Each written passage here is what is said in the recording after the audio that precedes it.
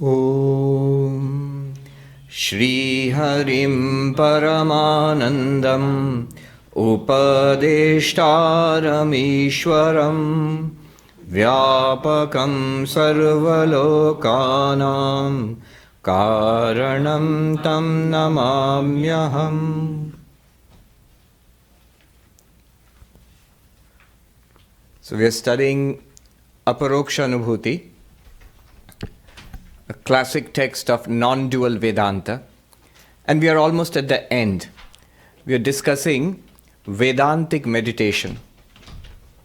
You know, in the study of Vedanta we have Shravana, Manana, Nididhyasana, the hearing of the truths, and then the reflection, reasoning about it, and then meditation in depth about it.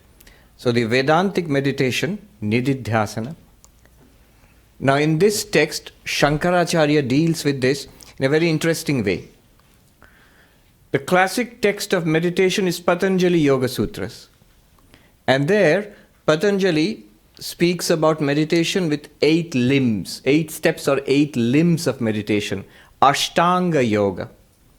And what are those Ashtanga Yoga? What are the 8 limbs? We know Yama, the moral disciplines, Niyama, the control, the moral practices. The 2 aspects of moral disciplines, Yama and Niyama. Then Asana, the proper sitting and posture. Then Pranayama, which is control of the breath. And then Pratyahara, withdrawing the senses from their objects. And then Dharana, focusing. Then only Dhyana, which is meditation. And then that is followed by Samadhi, the deepest absorption possible. So these are the terms which Shankaracharya has borrowed from Patanjali Yoga for Vedantic meditation. And to these 8 terms, he adds 7 more. So 8 plus 7, 15 terms. Do you remember the 15 steps of Vedantic meditation? I think it was in verse 101 or 102. Yes. He retains the 8 terms given by Patanjali, and also to that he adds 7 more borrowed from different branches of yoga again. And to each of them, he gives a twist, a Vedantic or non-dualistic interpretation. So what were the 15 steps of Vedantic meditation? According to Shankaracharya, Yama, you'll find the commonality. Yama, the moral restraints. Niyama, the moral practices, disciplines. Tyaga, renunciation. Maunam, silence. Desha, the appropriate place. Kala, the appropriate time. Asanam, sitting. Mula bandha, the yogic locks. Deha samyam, posture of the body. Driksthiti, where do you keep your eyes? Prana sanyamanam, that is pranayama, control of the breath. Pratyahara, withdrawal. Dharana, focus. We have come up to this. So 13 steps have been completed. In each case, Shankaracharya gave a new meaning to it, a non-dualistic interpretation to it. And now only 2 remain. The final 2, meditation and samadhi, dhyana and samadhi. So that's what we are going to look at. 14th and 15th steps of Nididhyasana, Vedantic meditation. We are on verse number 123. Isn't that so? Yes. 123 deals with dhyana, meditation. So you see, in Patanjali's scheme, meditation comes at the 7th limb. And in Shankaracharya's scheme, it comes in the 14th step of 15 steps, or 14th practice among 15 practices. That's why meditation is so difficult. We just sit quietly and say, what are you doing? I'm meditating. Not so fast. All right. 123. Brahmaivasmiti sadvritya Brahmaivasmiti sadvritya Niralambataya sthitihi Niralambataya sthitihi Dhyana shabdena vikhyata Dhyana shabdena vikhyata Paramananda dayini Paramananda dayini. Remaining firmly established in the knowledge, I am Brahman, without support. This is what is known as meditation, and it gives rise to the ultimate bliss. All right, so what does this mean? Meditation can be of different kinds. One is where you use the mind to the fullest extent. Instead of trying to control or retract or contract the mind, you use the mind. In Hindi there's a nice word, phailana, vistar, to spread it out. How do you use the mind to the fullest extent? I remember one monk, a very senior monk, he told me that how does he calm down his mind? He said, well, I sit quietly and I imagine going to Dakshineshwar where Sri Ramakrishna was there. So I see the room in which Sri Ramakrishna is sitting and teaching others. I go there and watch that scene for a while. Then I walk across the courtyard to the temple of the Divine Mother Kali. I go in there because he's been there all the time. I mean, he has seen all of this very vividly. Now he can reconstruct it. I bow down there. Then I go to the temple of Krishna. I go to the 12 temples of Shiva. I take a dip in the Ganges maybe, go to the Panchavati. Then immediately, that's the advantage of doing it in your mind. You don't have to face the traffic. I'm transported instantaneously to Belur Math, across the river. And then I go into the temple at Belur Math, bow down to the temple to Sri Ramakrishna in the temple, walk down by the river, go to the temple of Swami Brahmananda, salute there, circumambulate, go to the temple of the Holy Mother, Ma Sharada. Those who have been there, if you just keep your eyes closed, you can immediately, all of these will be called up. And make it vivid. Feel each step as you are walking. You can look up and you can know what you're going to see. Feel the wind on your face, the river gurgling past, going into the temple, the cool marble floor on a touch of it on your forehead when you bow down. Feel it. Mentally repeat the mantra, the pranam mantra, that I'm saluting the Divine Mother, Ma Sharada. I'm going around the temple, again bowing. Then I'm walking up to the temple of Swami Vivekananda. I'm walking to the place where the direct disciples, when they passed away, they were cremated there. The Samadhi sthal is there. Then from there I go to Kashipur, he's telling me, where Sri Ramakrishna spent his last days. And I've read all of that. I know what happened there. So I can reconstruct the scenes. I'm standing there and watching Sri Ramakrishna and the devotees taking care of him in his last days. I go to Kamarpukur and bow down at the temple there. I go to Jairambati and bow down in the temple there. And so time and space don't matter. You can reconstruct it entirely in your mind. Instantaneously you're transported to a different place, different time. By the time you've finished this circle, 20 minutes, 30 minutes, you've done all of this. You've been all over the place. You come back, you're sitting quietly, your mind has become quiet and uplifted. Vaishnava devotees, wherever they might be in the world, sit down in meditation and imagine Vrindavan, the presence of Krishna, of Radha, of the gopis, the different places in Vrindavan, Mother Yashoda, how Krishna looks, the garland on his chest, the peacock feather, the flute that he's playing. So vividly reconstructed. Christian mystics, the vivid presence of Christ, to the extent that it was well known that the great mystics, when they intensely meditated on Christ, they would get the stigmata. Today is Good Friday. It's good that we're talking about it today. That how Christ, when he was put on the cross and the wounds on the hand, there are a number of Christian saints who actually got it manifested physically. That's by the intense power of thought.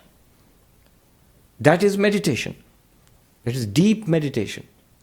But that's the meditation of the bhakta, of the devotee.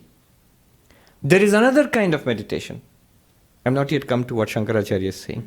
There's another kind of meditation, which is the meditation of the yogi, who does not spread out the mind in so many places, thinking about so many things and places. No.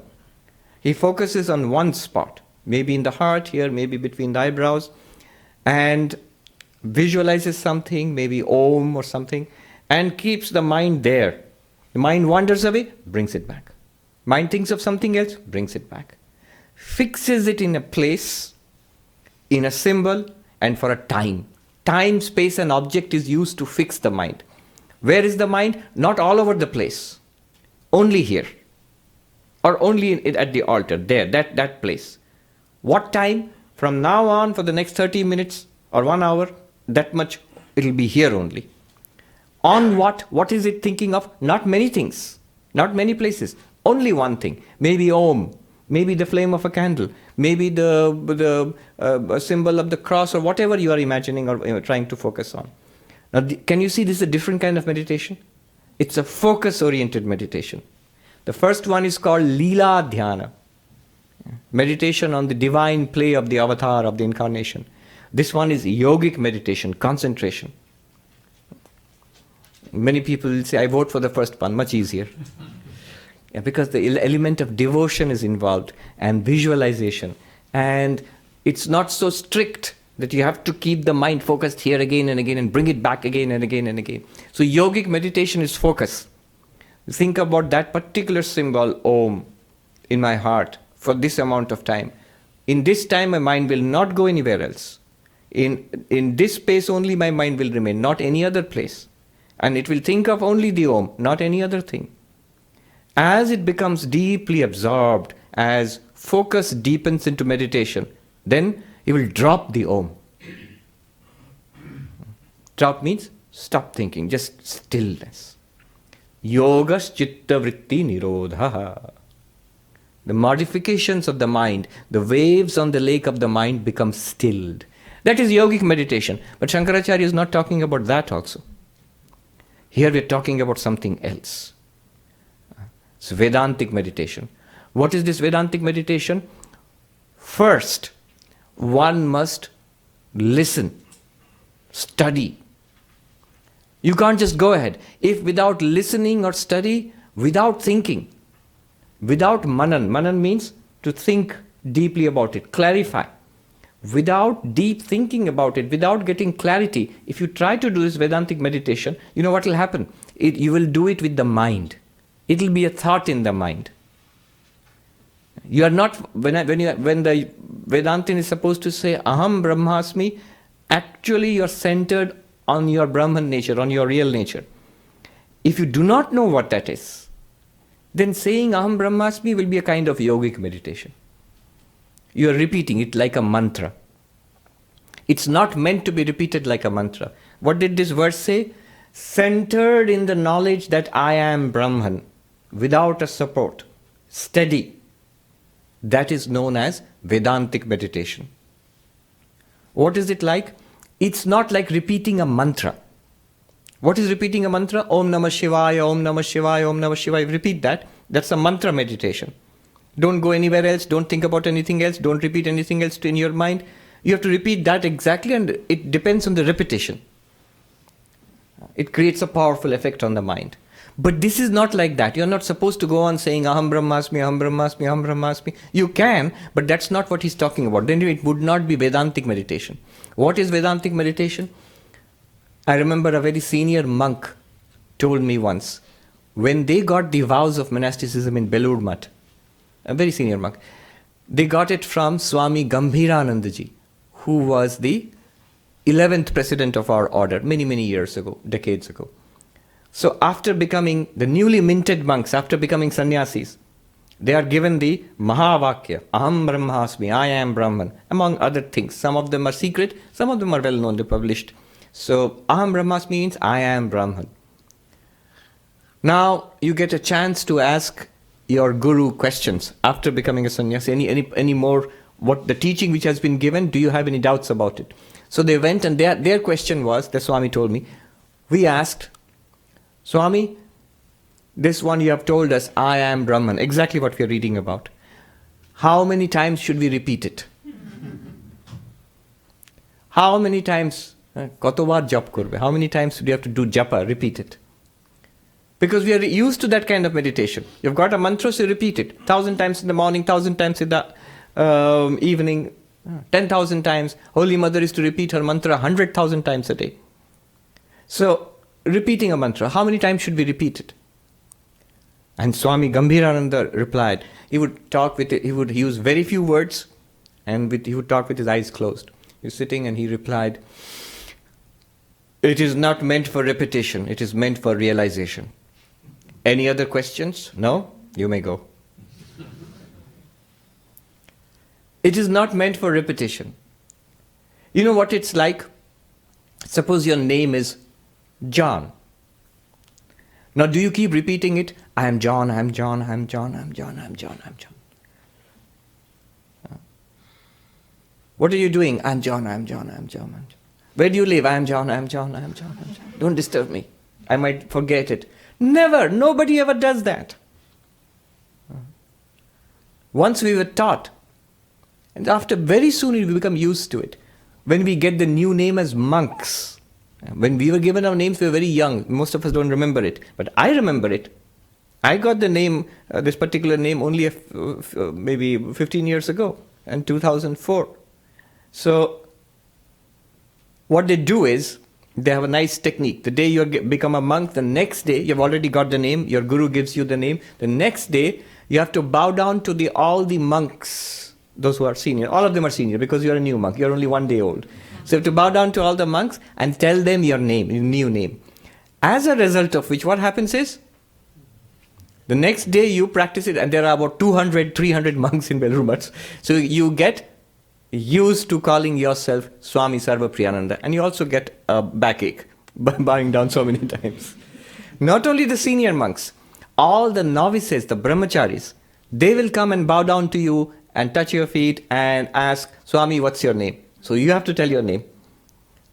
So to all the seniors and all the juniors and everybody, you repeat your new name the very next day. By nightfall, it's your name. I am Swami Sarvapriyananda. What was my earlier name? I have to think a little bit. You don't even have to practice it. It's natural. This Vedantic meditation is like that. A fact. Suppose I tell you to dwell on your name. Suppose you're John. I tell you to sit quietly and dwell on the fact that you are John. It's like that. You're not repeating a mantra. It's like that. If I ask you, what's your name? Immediately you say, I am John. But were you repeating it earlier? No. You don't repeat it. You just know that you're John. The moment you're asked, it's there. So, Aham Brahmasmi, that shift in the identity. Earlier, what was it? I am this person, Sarvapriyananda. And if somebody asks me, are you Brahman? I'll have to wait and stutter a little bit. Yes, according to Vedanta, the Swami told me that I am Brahman. I guess I am, theoretically, philosophically, will qualify with so many things. Ultimately, when I get enlightenment, then only. No. It should be absolutely clear and natural and simple. I am Brahman. That knowledge, when you dwell on that kind of clarity, even before Vedantic meditation, you're clear about it. Now you dwell on it. Then you are dwelling on your Brahman identity. Till it becomes absolutely natural. Before this, you have understood it. Now you are immersing yourself in it. Like when you cook something, after some time, when all your work is done, you don't immediately take it off the stove. What do? You put a lid on it and let it marinate. Let it absorb all the spices. Similarly, your Vedantic study is finished. Sit quietly and what you have got, soak it in. That is Vedantic meditation. Not repeating something. If you repeat something without understanding, then you are doing it with your mind. It's a thought in your mind. This Vedantic meditation itself should deepen into knowledge. I am Brahman becomes fact for you. From understanding through meditation into a fact. Ever available fact. Always available fact. Just like your name is such and such, it's always available to you. It should become like that. It should go to a point where you don't need to meditate on it. You don't need to meditate on your name. You don't need to meditate on the fact right now that you think of yourself as a man or a woman. You don't need to. Exactly like that. One Swami of our order, he told me an interesting story. When he was a young novice, he used to go to a monk in the Himalayas who was a strong non-dualist, staunch non-dualist.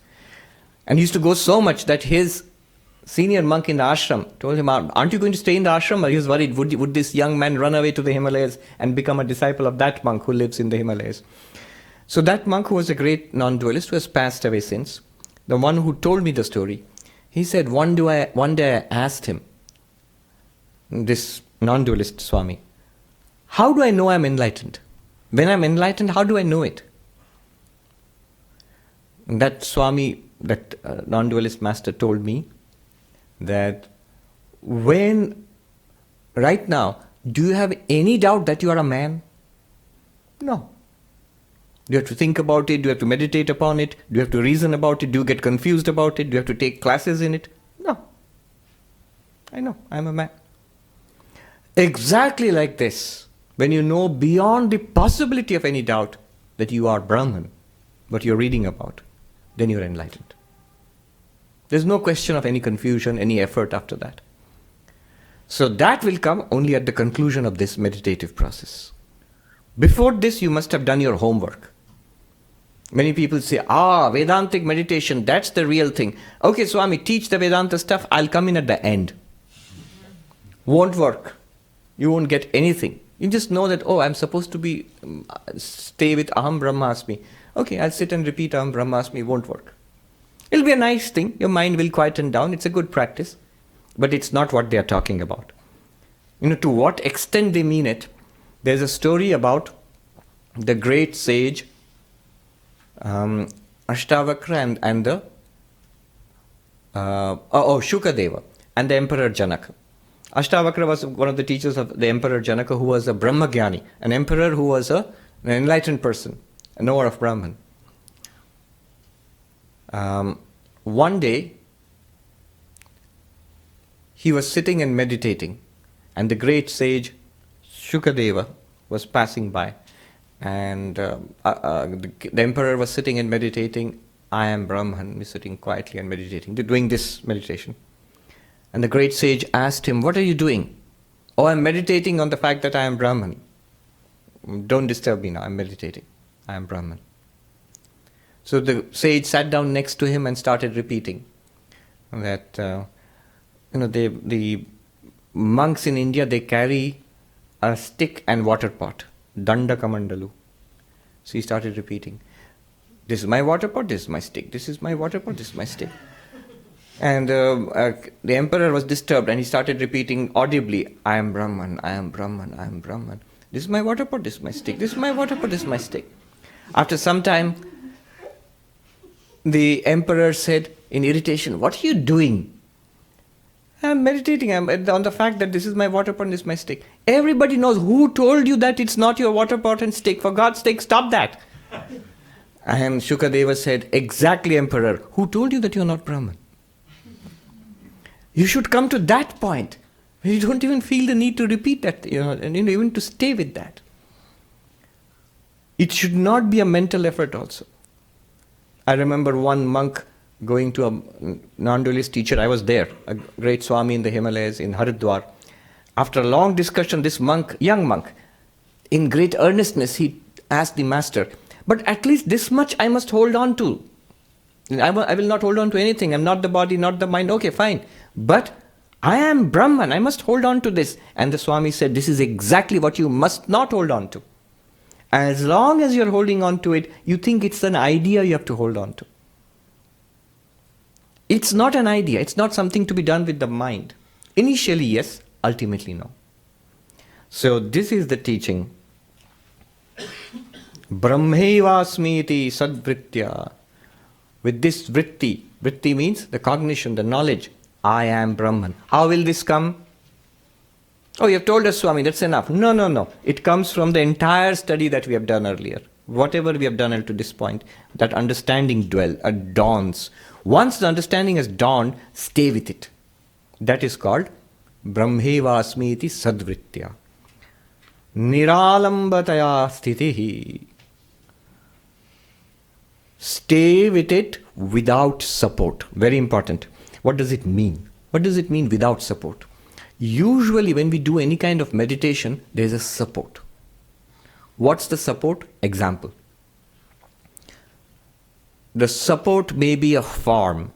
I am meditating on Shiva. So I look at the picture of Shiva or Krishna.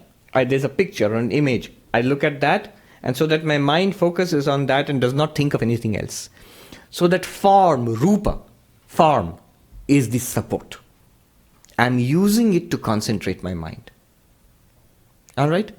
So form can be a support. Or something else. A text can be a support, like a mantra. I'm doing Om Namah Shivaya. Om Namah Shivaya. Om Namah Shivaya. Here the Shabda, the words, is the support. Some do both. Ubhaya alambana. The form and the text are both the support.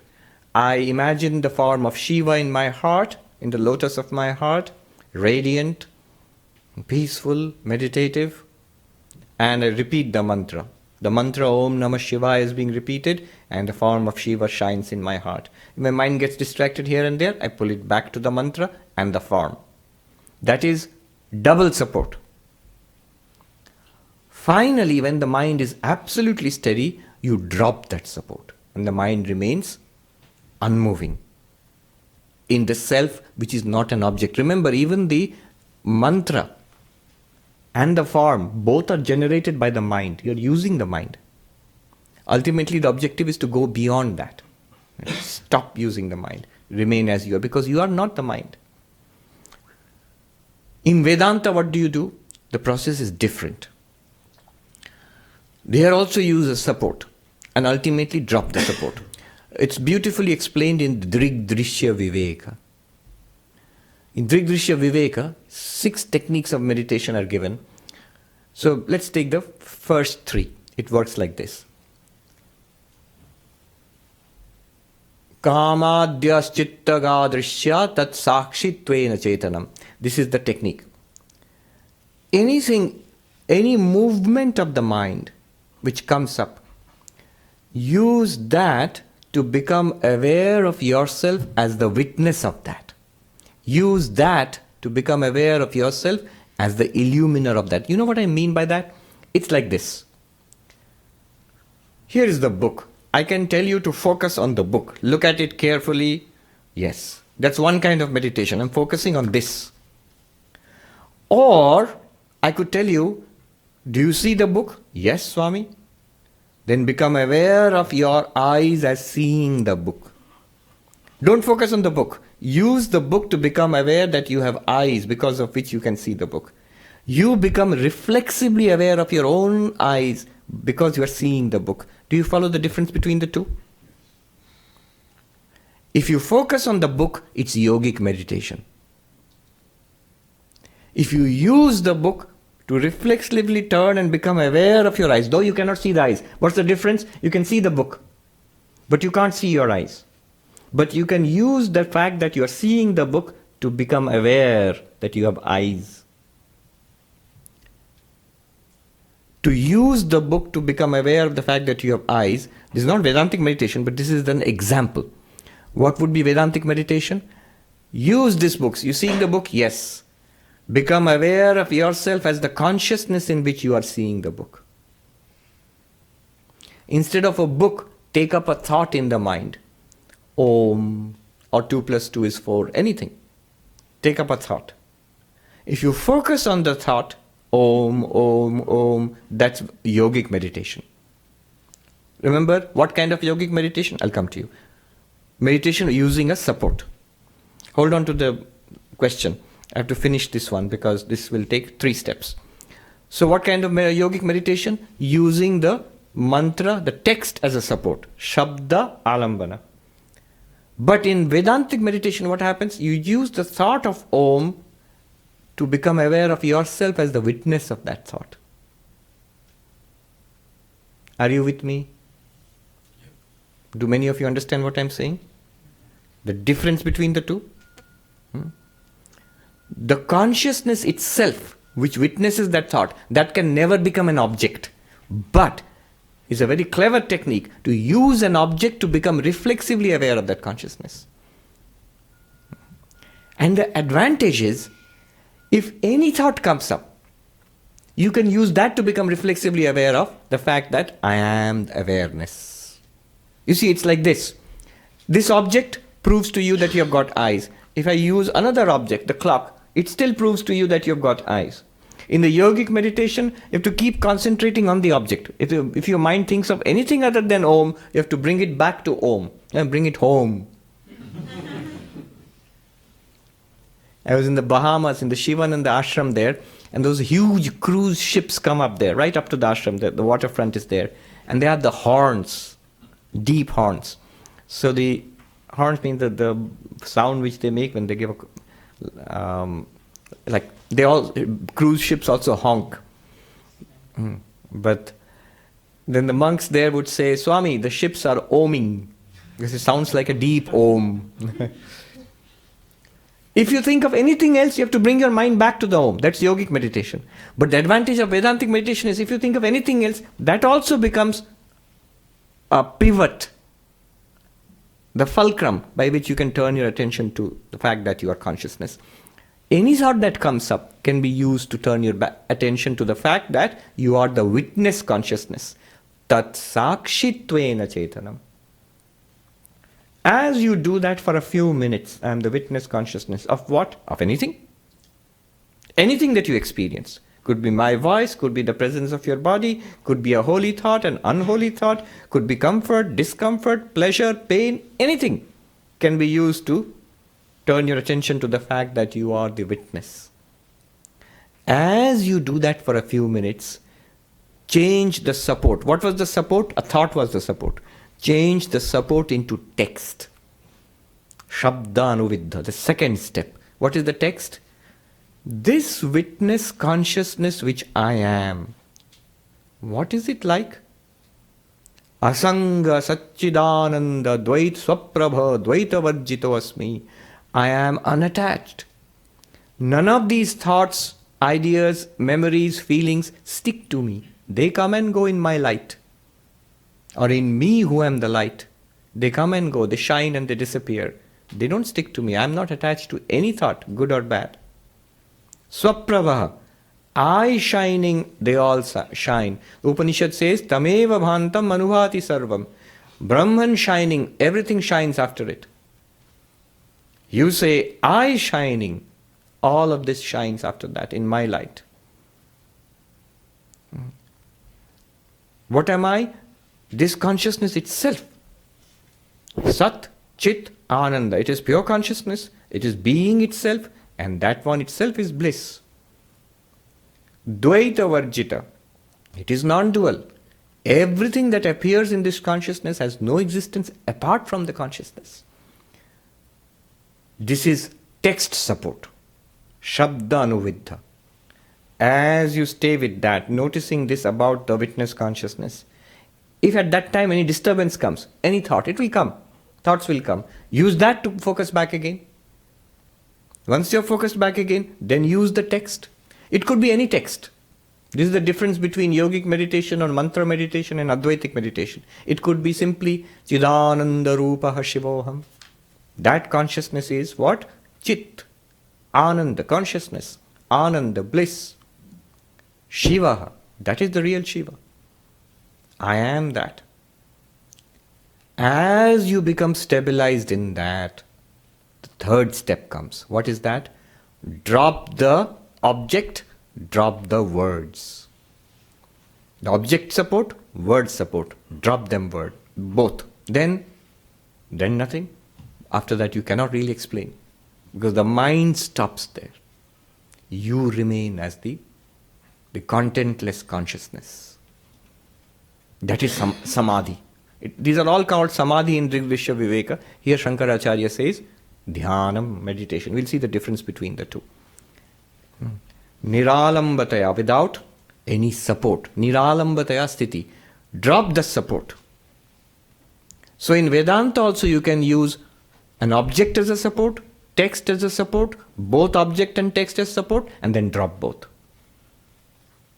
Shabdalambana. Aham Brahmasmi.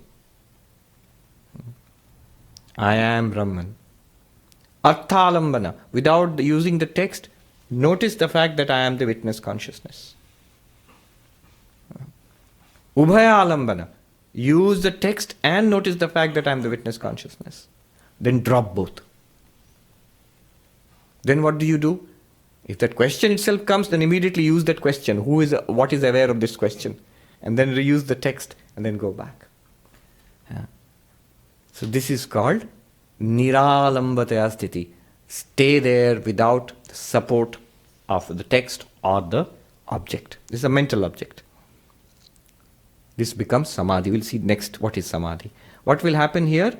Paramanandadayini. This is the productive of the greatest peace, greatest joy. This is bliss.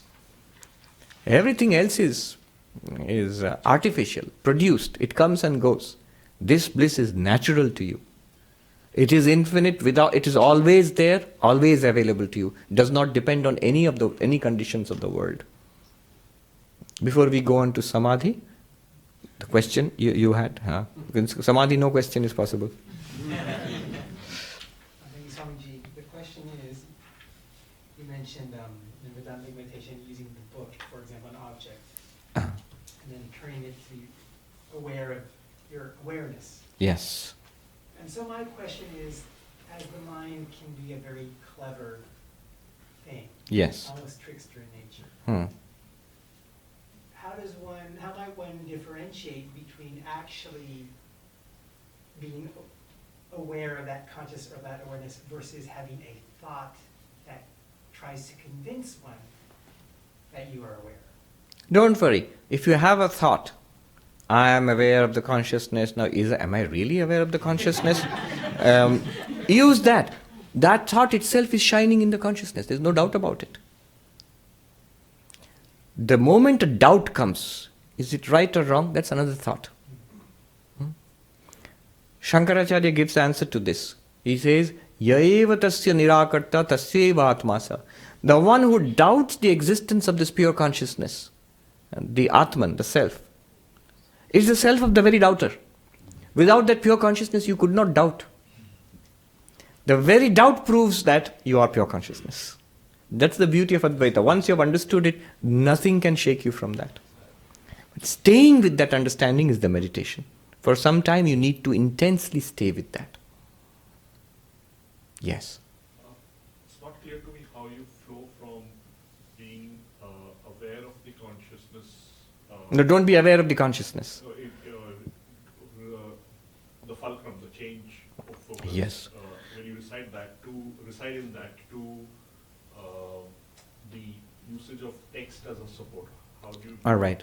Use the first example of simple physical example of eyes and the book. When I'm seeing the book, when you're seeing the book, right now when you're seeing the book, if I ask you, are you seeing a book? Correct. Now, become aware of the fact that you must have eyes which are seeing the book now. It's a knowledge, right? You're aware of the fact that you have eyes which are open and seeing the book? Now, do you admit that the center of your attention has shifted from the visible book to the eyes which are not visible? Book you are seeing, yes. Are you seeing your eyes? No. You don't even attempt to see your eyes because you know the eyes cannot be seen. But you are without any doubt, you are clear that you have got eyes which are seeing. This very experience proves to you that you have got eyes. Now use that to become aware of the consciousness. Don't try to make the consciousness an object. Be very careful. You never try to see your eyes. Don't try to see your consciousness or be aware of the conscious. You can never do it. All that you can be aware of is an object. It could be a physical object like this. It could be a sensation. It could be a thought, an idea, a memory. But they're all objects. But you can use them As certainly as you become aware that you have got eyes, you can become aware of the fact that you are consciousness. This is first stage. When this becomes clear, when you begin to stay there, instead of flowing out to the object, you begin to stay there, think about it now, use the mind, the intellect. What is this consciousness? Clearly it is self-effulgent, swaprabha. Clearly it is chit, pure consciousness, because other than object, consciousness is pure. With object, it becomes savishayaka, that means qualified consciousness. So this is how you do it. You're using the intellect, no doubt. So even just the thinking of what is the nature without actually trying to think of the nature, even that, just dwelling in that thought is an assistance or not? Yes, but if you dwell, yeah, definitely. But because it is continuously available to you, you are Atman. So that Atman is continuously available. Without that Atman, you would not have any experience at all. So it's always there, all the time. There's one person interested in Vedanta, he has a website. I like the name, Never Not Here. I think he calls it nevernothere.com. But it's a nice name for the Atman.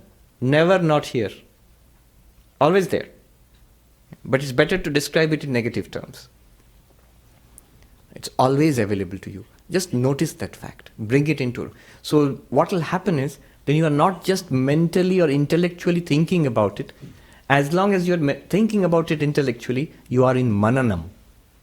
When it becomes an actuality, a reality for you, that it's here, right now, never not here, then you are moving from mananam into nididhyasanam, from reasoning to meditation. Yes? The step 3, Swamiji, is that automatic or I have to do something? All right, good question. Is that automatic or do you have to do something? It is automatic. Up to step 1 and 2, you're doing something. Step 3, you should glide into it. If you do something there, and this doing is at a very subtle mental level, already we are at a very subtle level. If you do something there, you're back to step 1 or 2.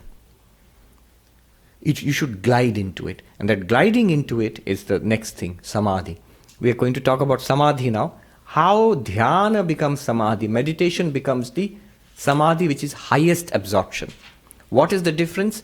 In one sense, no difference. This Samadhi cannot be achieved by effort. The effort stops at Dhyana. When the Dhyana becomes effortless, that deepens into Samadhi. The example is this. When I was in LA, when I was learning to drive, so the gentleman who taught me, at first I was like, I was so concentrated on I was holding the wheel and looking around, and my only concern was not hitting anything or anybody. And I would ask the person next to me, do I take a left or a right? Tell me. And then he said, Swami, you'll slowly have to get used to reading the signs, maybe taking a look at the GPS once in a while. And it seemed impossible to me. I'll hit somebody if I do that. All these signs whizzing past, how do I look at that? And yet within some time, I could read all the signs. I could even carry on a casual conversation with the guy next to me without taking my eyes off the road. And I was not hitting anybody or anything. And you all do that when you drive. Now that is, the first one is also driving, the second one is also driving. But what a difference.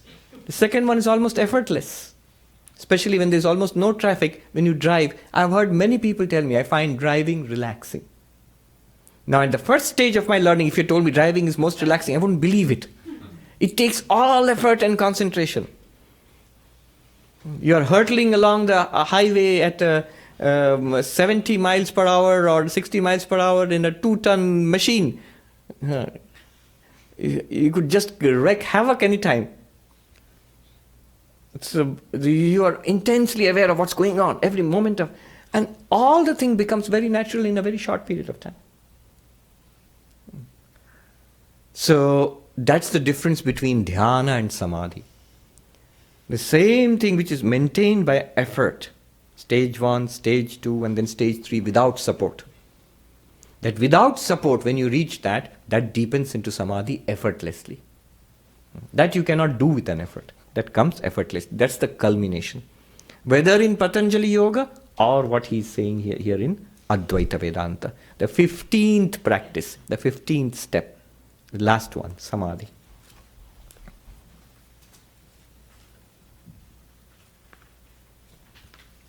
Text, shloka number 124. Nirvikarataya vritya brahmakarataya punaha vritti vismaranam samyak samadhir jnana sangyaka. What is samadhi? The complete forgetfulness of this meditative effort. By first making it changeless and identifying it with Brahman, this is called samadhi, and this is jnana samadhi, the samadhi of knowledge. So what does this mean? First, let us consider, say a devotee is meditating on Krishna. So as the meditation deepens, he forgets all awareness of the external world, forgets awareness of the body, how much time has passed. All of that he forgets. It's a deep, unbroken, continuous thought of the blissful presence of Krishna in my heart, shining there. It can happen. There are monks, even now, who have actually reached that level of meditation. The Swami I mentioned, Swami Gambhirananda, who was the president, the 11th president of the order, a very senior Swami, who is himself the vice president of the order, one day told me this story about Swami Gambhirananda. Somebody said that, oh, you know that Swami Gambhirananda, at that time he was not the president of the order. I don't think he was even the vice president. He was a very senior monk. So Swami Gambhirananda has realized God. So this Swami who told me the story, he said, I want to ask Swami Gambhirananda, is it really true that he has realized God? And he went and asked Swami Gambhirananda. Gambhira in Indian languages, Sanskrit and other Indian languages means serious, grave, profound, deep. And he was all of that. I have the slightest memory. I was a toddler when I saw him, but I still have a memory of him. And all the other senior Swamis who have seen him, they testify to the fact that he was aptly named. He rarely, if ever, smiled. He was not sour or miserable. He was very, very deep, very profound. A man of very few words, a profound scholar also. Some of the best books on Vedanta we owe to him. So, this Swami went and asked Swami Gambhirananda, Swami, have you realized God? And Swami Gambhirananda was taken aback. And so what kind of flippant question is this? He refused to answer at first. But this Swami won't let go. You have to tell me something. And then Swami Gambhirananda said, he used to talk with eyes closed. So, what do you mean by realizing God? The moment I close my eyes, I see the shining form of God in my heart, the living form of God. Moment. Not even after a lot of meditation and practice. No. Anytime I close my eyes, I see the shining, living form of my Ishta Devata in my heart. In Bengali, he said, Jal Jal Kore Ote. It blazes forth in my heart. And then he said, but is that all? Because this is what you mean by God realization. He said, is that all? Don't I have to see Sarva Bhute Brahma Darshan? Don't I have to see Brahman? I have to experience that Brahman is in all beings. The ultimate Advaitic realization.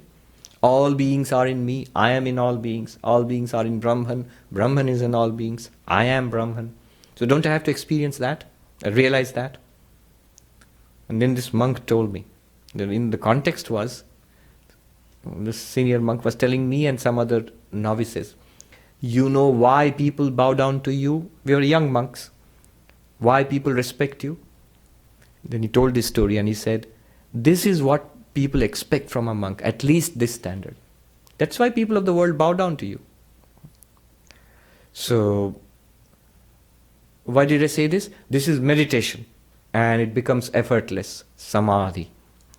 At that point when the person sits in meditation, even one's own very existence that I am meditating on Krishna or Rama or Kali or Christ, that thing also disappears. World long ago dropped from awareness. Body long ago dropped from awareness. But the mind which is meditating, I meditate on God, that thing also drops away. God alone remains. Samadhi. And that too is a lower Samadhi. Savikalpaka Samadhi. Because the form of God remains. Beyond that is Nirvikalpaka Samadhi or Asampragyata Samadhi, which there are no words to describe it. So, that Samadhi, he says, Nirvikarataya, unchanging, unflickering. And it is Brahman. Brahman alone remains. I meditate on Brahman. Even I am Brahman, that one, that also disappears. It is beyond the mind. The mind has no more any role to play in that. Brahman alone shines forth and that's it. Vritti Vismaranam, the thought, I am Brahman, the meditative cognition, which alone remained, that is completely forgotten. That is Samadhi. Only in some cases, at first in early stages, slowly one awakens from that, back to this world. In deeper stages, one cannot come back. One has to be pulled out of it. Sri Ramakrishna often had to be pulled out by other people chanting mantras, singing the name of God loudly near him. You have to come back. Higher than that, you cannot be pulled out. And the person remains in Samadhi, Sri Ramakrishna said 21 days, and the body falls away. It's like a dry leaf falling from a tree. You'll never come back again. So there are different grades and depths of Samadhi. You might say, hey, wait a minute, I don't like that last one. I would like to come back. If I don't come back, how can I tell people I've got Samadhi? Look. How can I check the glow of my halo? Vritti Vismaranam Samyak.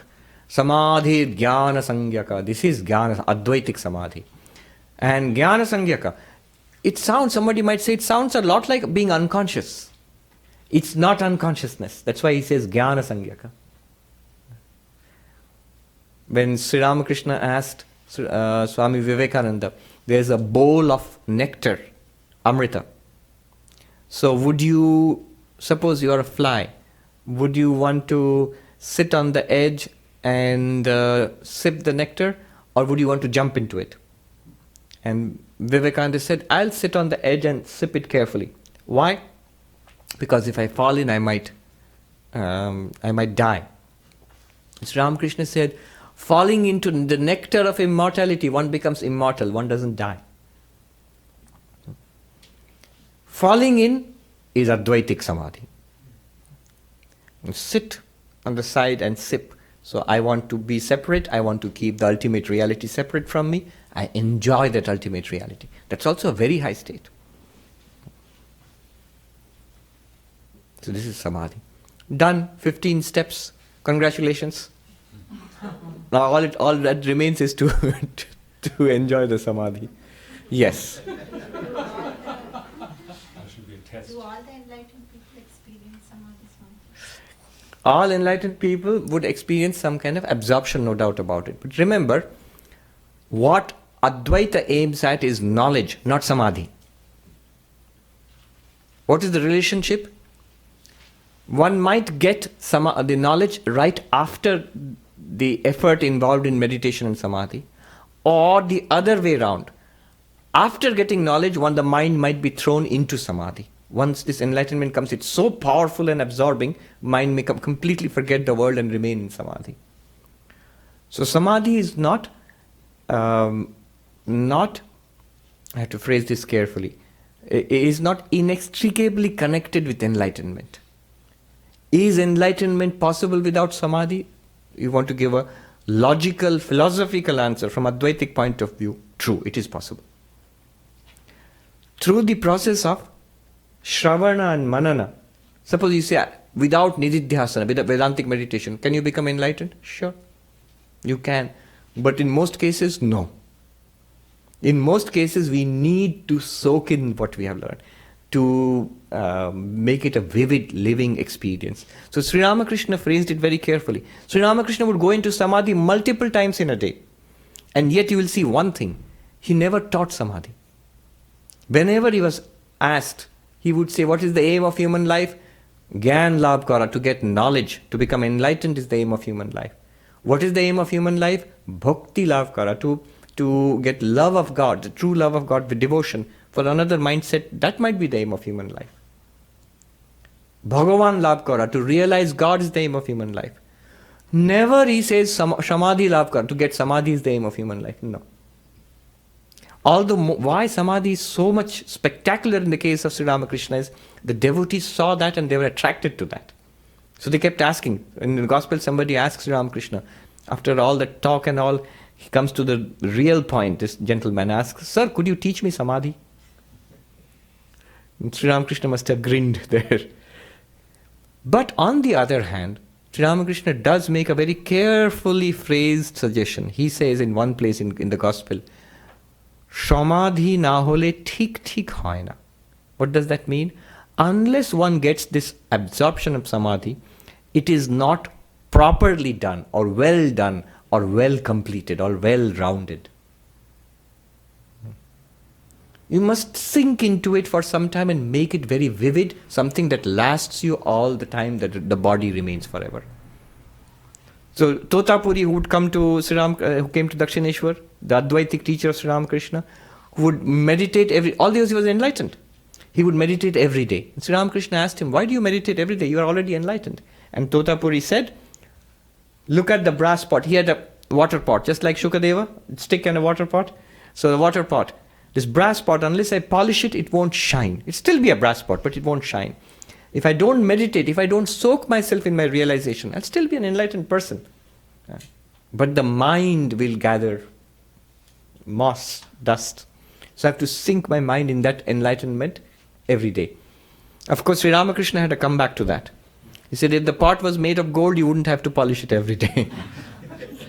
By that I mean, I understand probably he means a fully enlightened Jivan Mukta, or he might even mean an avatar who doesn't need all this. But that's kind of unfair to Totapuri, because he can't become an avatar. He can only become a Jivan Mukta, like all of us. Yes. Swami, is renunciation really necessary to do Samadhi? Which one? Renounce like a family and attachments. And That was the third step, Tyaga, Yama. Then what was it? Do you remember the 15 steps? What were the 15 steps? Yama, Niyama, Tyaga. Third step, long ago. You have already renounced everything. Too late to ask. Is it necessary? Sri Ramakrishna had a direct answer. For sannyasi, internal renunciation, external renunciation. For a person in the world, say like the Emperor Janaka, does he have to renounce his empire? He says internal renunciation. I've told you the story of the monkey. The monkey who used to steal things from the farmer, and the farmer to teach the monkey a lesson, the farmer put the fruits in a long, narrow-necked jar. So that when the monkey came down from the tree and tried to steal the fruits, it put its hand in the jar, and the banana or something got stuck in there. And he could see the farmer rushing at him with a stick to beat him. Now the only way the monkey can escape is to let go of the fruit. But the monkey is greedy, won't let go of the fruit. And it's stuck in the jar. And so he gets a thrashing from the farmer. How can the monkey escape? The monkey has to let go, renounce that fruit. So the monkey has to become a monk. You have to do it internally. If you do it externally and not internally, no good. Even a monk, suppose externally. So in India it's a common phrase. Oh yogi, you have colored your cloth but not your mind. You have colored your cloth in the color of renunciation. Somebody asked, what's the meaning of this orange? It's the color of renunciation, the fire of renunciation. But if this is just the cloth and the mind is full of attachment, then it doesn't work. The renunciation has to be internal and ultimately external. Remember, you have to become a kind of internally you become a monk. Do you externally have to become a monk? No, not necessary. Some of the extreme forms of Buddhism and Jainism insist. There are some extreme forms. Even classical Advaita Vedanta and extreme form would insist, no, you have to physically become a monk or a nun. There are forms in Theravada Buddhism which put that the lay people are good. They will go to higher realms if you are a good Buddhist. But it's only a Buddhist monk or a nun who is going to become, who is going to get nirvana, become enlightened. So that was an emphasis on external renunciation. But it will not work unless there is internal renunciation. And Sri Ramakrishna would say, for you, internal renunciation. Internally one must be monk-like, not monkey-like. And for a monk who's become a monk already, internal and external. Just because one has become a monk externally does not mean that the person has renounced internally. Attachment may still be there. I think I've already told you the story about the person who went to the ashram and was looking around here and there, and the abbot, the senior monk of the ashram, said, "What are you doing so restlessly?" "Oh, I lost 500 rupees here." And the monk said, "Money? You're thinking about money here? Go to the temple and meditate. Forget it. These things will come and go in the world." And the devotee thought, "Oh, he's right." And he went to the temple and meditated. A few days later, he came to find a tremendous tumult going on in the ashram.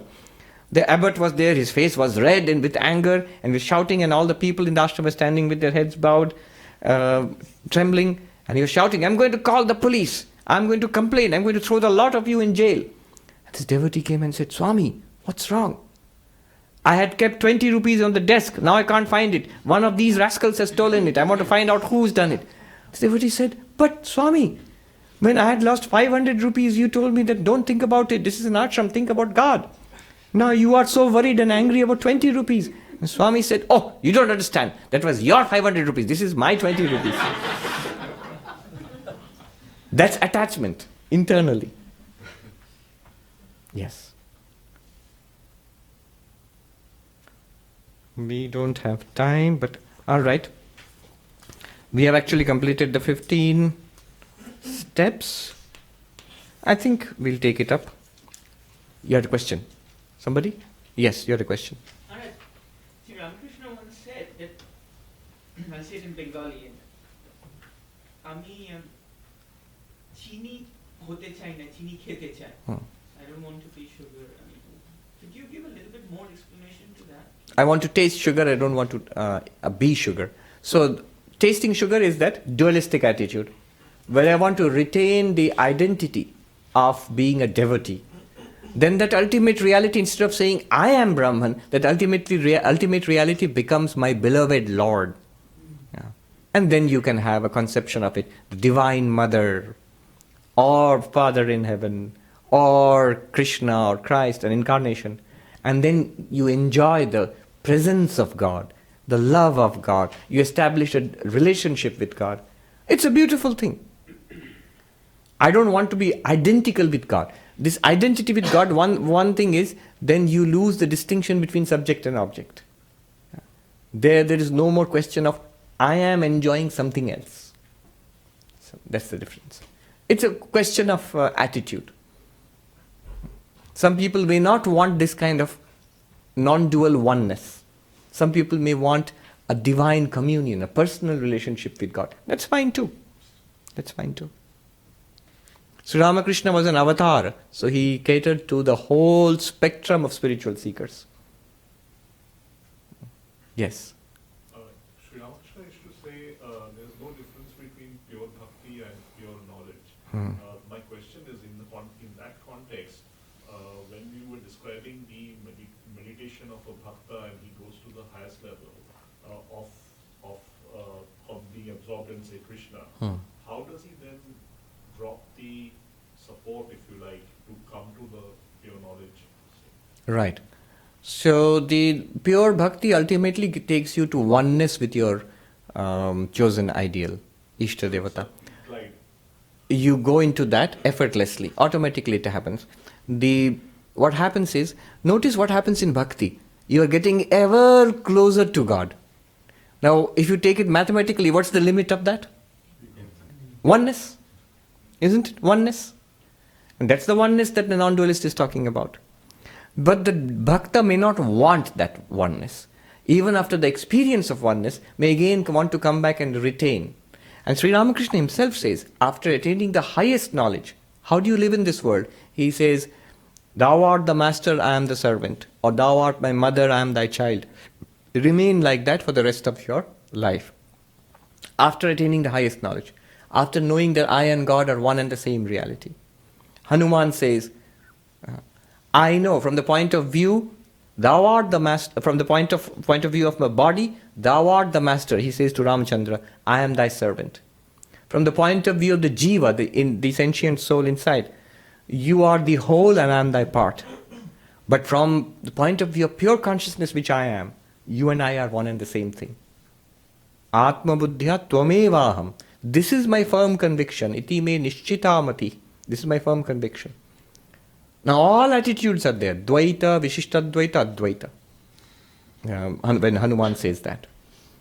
Yes. So pure knowledge and pure bhakti also culminate in that same oneness, or realization of that oneness. When I look at it from the point of view of the body, then I am subject to pains and miseries and old age and disease and death. After all, what is born and what dies? What ages and what succumbs to sickness? The body. When I think of myself as the mind, depression, desire, frustration, anger, lust, greed, disturbance of the mind, all of them say, I am angry, I am greedy, I am disturbed, I need to be peaceful. Why? You are identified with the mind. Dukkha will be there. If you are identified with the sentient being who dwells there, who is right now this person, but lived other lives and will live other lives in the future, then you are subject to the dictates of the law of karma.